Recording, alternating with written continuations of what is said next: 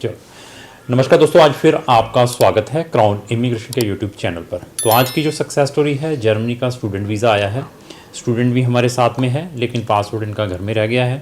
तो स्टूडेंट से हम जनरल डिस्कशन करेंगे, इनका एक्सपीरियंस क्राउन इमिग्रेशन के साथ कैसा रहा है, इनकी क्या प्रोफाइल रही है और नोमाडेज मार्केट के अंदर जर्मनी के बारे में क्या चल रहा है। ये सारी की सारी हमारी ये डिस्कशन रहेगी इस वीडियो के अंदर।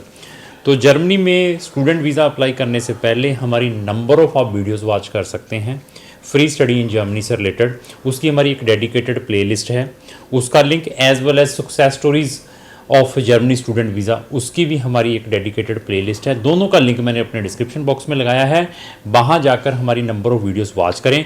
उसके बाद डिसीजन लें कि आपने फर्दर जो सर्विस है कौन से कंसल्टेंट के थ्रू लेनी है।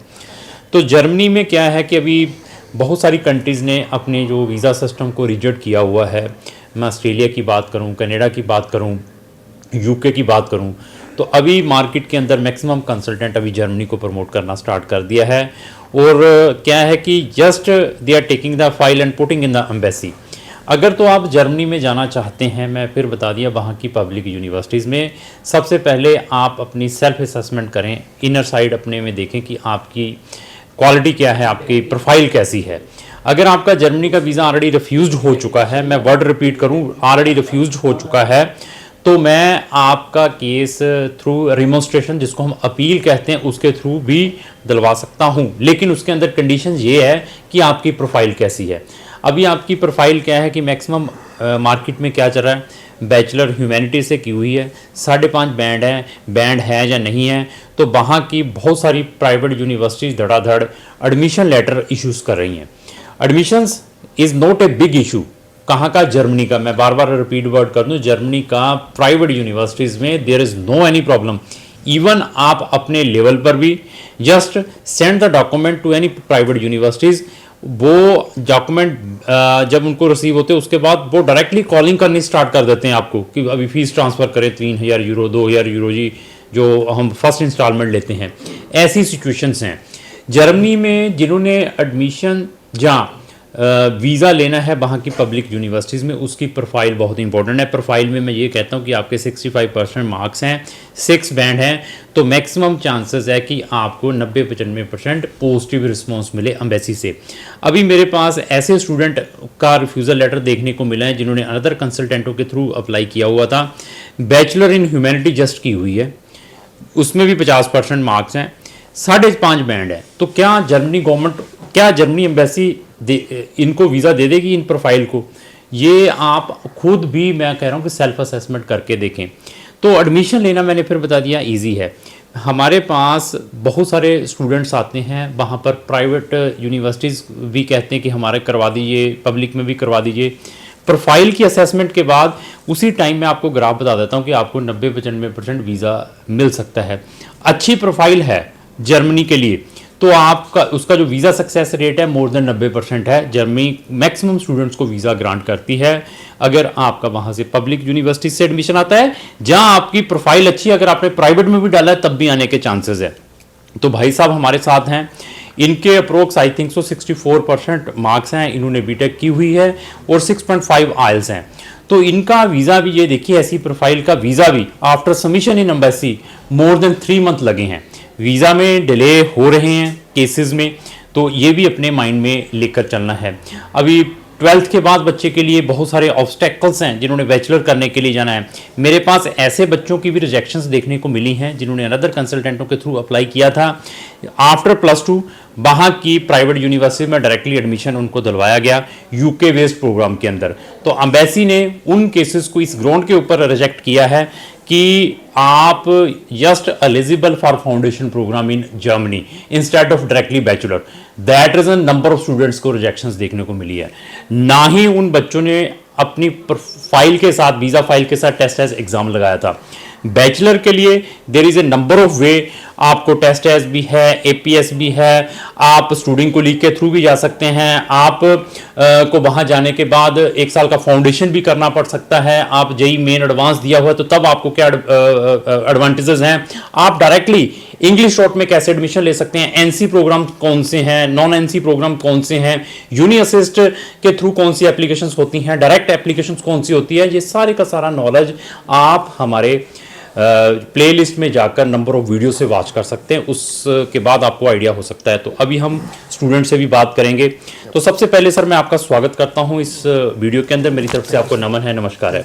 तो सबसे पहले एक जनरल क्वेश्चन जो सब पब्लिक से पूछा जाता है कि क्राउन इमिग्रेशन के बारे में कहां से पता चला? सर बेसिकली यूट्यूब पे आपकी कुछ वीडियोस देखी थी मैंने। ठीक है। तो उसके बाद मैंने गूगल पे आपका रिव्यू थोड़ा लिया कि कैसा है। तो रिव्यूज काफी अच्छे थे। नहीं उसमें बैड भी रिव्यू होते नहीं बैड भी थे पर हमने अच्छे वाले उठाए। ठीक है, जो अच्छे हैं। तो क्योंकि ऐसा तो है नहीं है कि सबको 5 में से 5 मिलते हैं। नहीं आपके अच्छे थे। आपने रिव्यूज जो अच्छे हैं वो भी देखे, वीडियोस भी काफी अच्छी थी और काफी इंफॉर्मेटिव थी। और हमें जो जो जानना था आपकी वीडियोज में सारा आ रहा था। और कुछ वो झूठ नहीं लगा हमें कि मतलब कि आप प्रॉपर हर चीज बता रहे थे कि ऐसे फाइल लग सकती है और ऐसे फाइल नहीं लग सकती है। ठीक है। तो जब आप हमारे पास आए, आपने उसी टाइम हमें केस प्रोसेस के लिए दे दिया था या आफ्टर फर्स्ट काउंसलिंग आपने कुछ टाइम लिया था? नहीं सर, आपकी वीडियोस देख के मुझे लगा अच्छा है। अच्छा, तो on the spot you will start the process. Yes sir.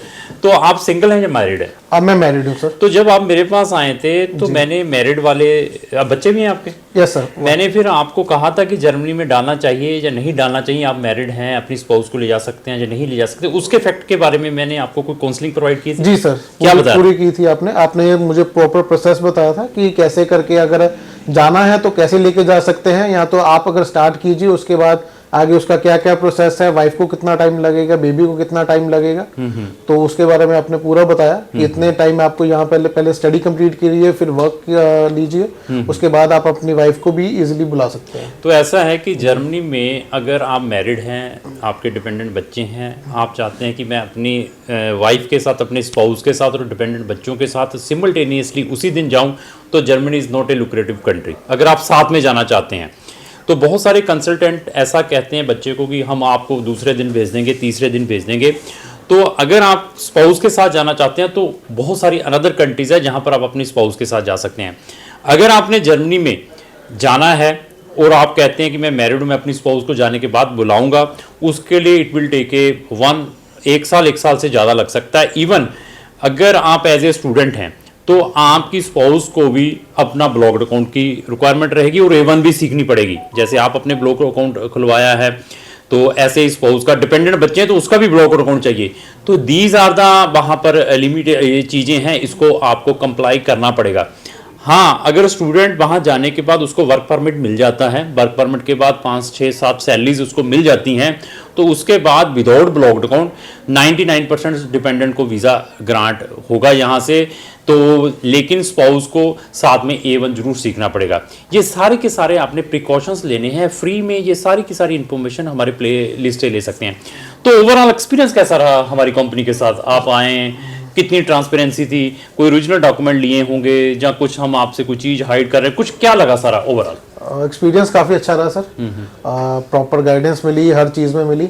जहाँ भी कुछ लगा कि कुछ करने की ज़रूरत है तो आपने और मैम ने सारा बताया कि आप इस चीज़ को ऐसे कीजिए तो वो ज़्यादा इजी रहेगा। ठीक है। और सबसे ज़्यादा था कि थोड़ा पेशेंस रखिए। ठीक है। क्योंकि टाइम लग सकता है। कितना टाइम लगा जब आपने अपना बायोमेट्रिक्स वहाँ पे BFS में दिए होंगे? तो उसके बाद how much time they will take for granting the visa? मैंने अपने बायोमेट्रिक सारा करवा के नवंबर को करवाए थे। ठीक है। और मेरा फुल प्रोसेस लग के फरवरी को मेरे हाथ में वीजा, मतलब 3 मंथ लग गए। 3 मंथ से मोर लग गया। देखो 3 महीने से ज्यादा लग गए ऐसी प्रोफाइल को भी। तो पेशेंस जरूर रखें। और जब आप हमारे पास आए, क्या हमने आपके कोई ओरिजिनल डॉक्यूमेंट लिए हों, जहाँ आपका जो पासपोर्ट हमने कहा होगा हमारे एड्रेस के ऊपर आएगा, उसमें कितनी ट्रांसपेरेंसी थी? नहीं, आपने कोई डॉक्यूमेंट्स नहीं लिए, बल्कि आपने और मैम ने कहा कि आपको अगर पासपोर्ट अपने एड्रेस पे मंगाना है आप अपने पे मंगा लीजिए, नहीं तो हमारे ऑफिस में मंगाना है आप हमारे ऑफिस में मंगा सकते हैं, आपकी विषय। तो ओवरऑल एक्सपीरियंस कैसा रहा? बहुत बढ़िया रहा सर। तो इन केस आपका नेगेटिव आता तो then what will be your situation, और तब आप क्राउन के बारे में क्या सोचते? नहीं, फिर मैं आपसे दोबारा कंसल्ट जरूर करता। कंसल्ट करते हैं। कंसल्ट करता। तो देखिए पेशेंस कितना चाहिए बाहर जाने के लिए? काफी चाहिए। काफी तो देखिए, स्टूडेंट वीजा के लिए मैंने बहुत सारी वीडियोस में फिर बताया 3 to 12 मंथ पेशेंस चाहिए अगर आपने स्टूडेंट वीजा पे जाना। It is not a tourist visa कि विद इन 5-10 डेज के अंदर आ जाएगा। दूसरा देखिए, आपके अंदर if you are performing your karma, अगर आप प्रॉपर एफर्ट्स करते रहेंगे तो आप 100% अपनी डेस्टिनेशन पर पहुंचेंगे।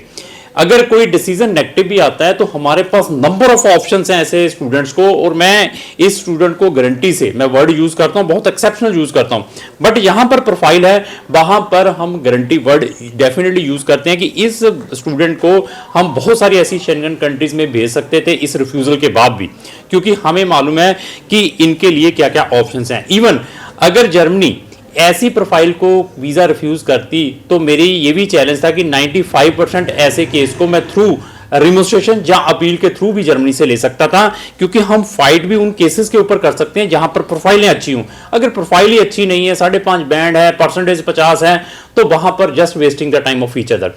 तो लास्ट ही मेरी रिक्वेस्ट यही है कि अगर आपका कोई भी फ्रेंड जर्मन जहाँ किसी भी कंट्री में जाना चाहता है उसको जो मेरी वीडियो जरूर शेयर करें। लास्ट ही मेरी यही रिक्वेस्ट है, अगर आपको जो मेरी वीडियो अच्छी लगी उसको लाइक एंड शेयर करना ना भूलें। Thank you sir, thank you.